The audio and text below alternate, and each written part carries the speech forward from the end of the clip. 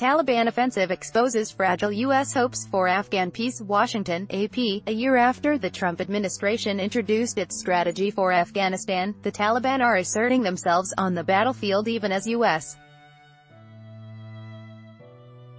officials talk up hopes for peace. That's raising questions about the viability of the American game plan for ending a war that began when some of the current U.S. troops were in diapers. A Taliban assault on Ghazni, a key city linking areas of Taliban influence barely 75 miles from Kabul, has killed about 100 Afghan security forces and 20 civilians since Friday, the Afghan Defense Ministry said. That has demonstrated the militants' ability to attack, if not hold, a strategic center on the nation's main highway, and highlighted the vulnerability of Afghan security forces. Ad choice advertising and red invented by T's advertisement in a reminder that U.S. troops and their families are paying a heavy price, even with Afghan forces in the lead combat role. The Pentagon announced Monday that a 36-year-old soldier, Staff SGT Raymond Rarigal, Transfiguration of Waikoloa, Hawaii, died Sunday of wounds sustained on a combat patrol in the Helmand province.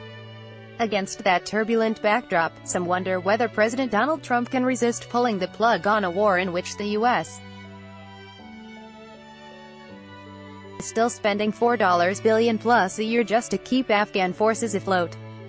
He said when he introduced his strategy on August 21, 2017, that his instinct was to withdraw entirely. Fighting across the country has intensified in recent weeks despite a fleeting outbreak of peace earlier in the summer. Taliban and the Afghan government called separate, briefly overlapping, national ceasefires in June, and the administration has made its own contact with the Taliban in hopes of nudging them into talks with Kabul. The strategy revisits an approach that was tried, and failed, under President Barack Obama, increasing military pressure to push the Taliban into peace negotiations with the Afghan government. Signs point to Trump pressing ahead. He is about to send a new Army General, Scott Miller, to take charge of the U.S.-led coalition in Kabul. Advertisement. David Sedney, who has worked on Afghan issues as a civilian, including multiple years in Kabul and at the Pentagon, since the war began in October 2001, said he believes the chances for peace are the best they've been. That doesn't mean they're great, he said in an interview. It just means they're better. Among the meaningful factors at play, Sedney says, is Trump's announcement a year ago that the U.S. would no longer set time limits on its military support for Afghanistan. This introduced an element of uncertainty for the Taliban, he said. On the other hand, the current U.S. push to draw Taliban leaders into peace negotiations with Kabul must succeed soon, he said, or risk following the failed path of previous efforts.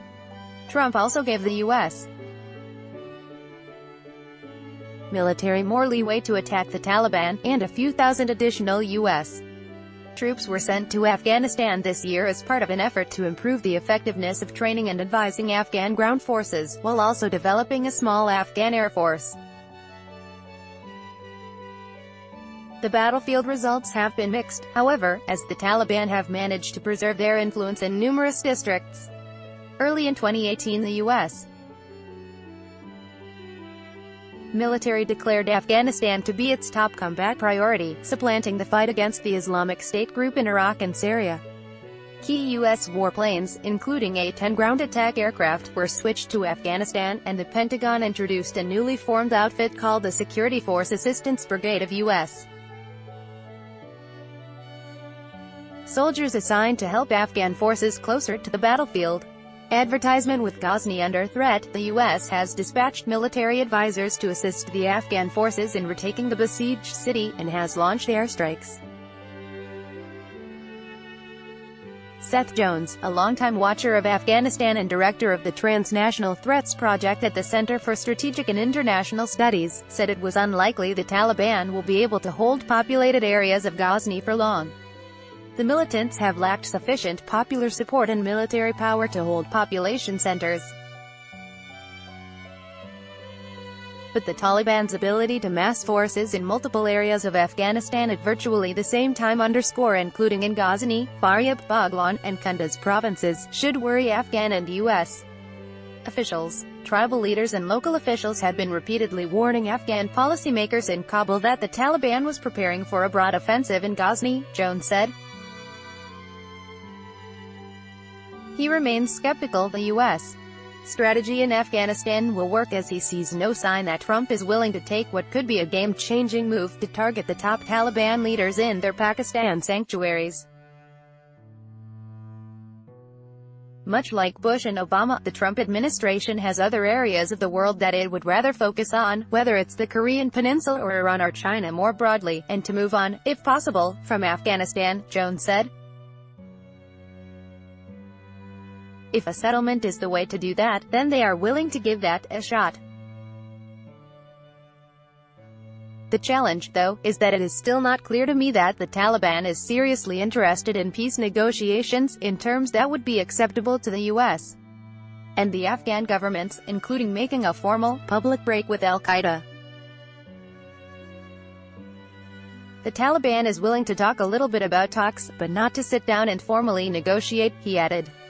I think they view time as in their favor and that the longer the war continues, the better their negotiating position. The group has growing regional clout. The Taliban assault on Ghazni began as the head of its political office was wrapping up a rare diplomatic foray in neighboring Uzbekistan.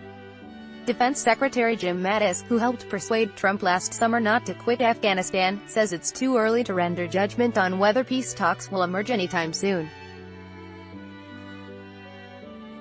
No doubt the strategy has confronted the Taliban with a reason to go to ceasefires, and to go into discussions about potential negotiations, he said August 7. But it is still early in that reconciliation process. By Taboola sponsored links promoted links. You may like Home Away. Stop searching for Thailand's best beaches.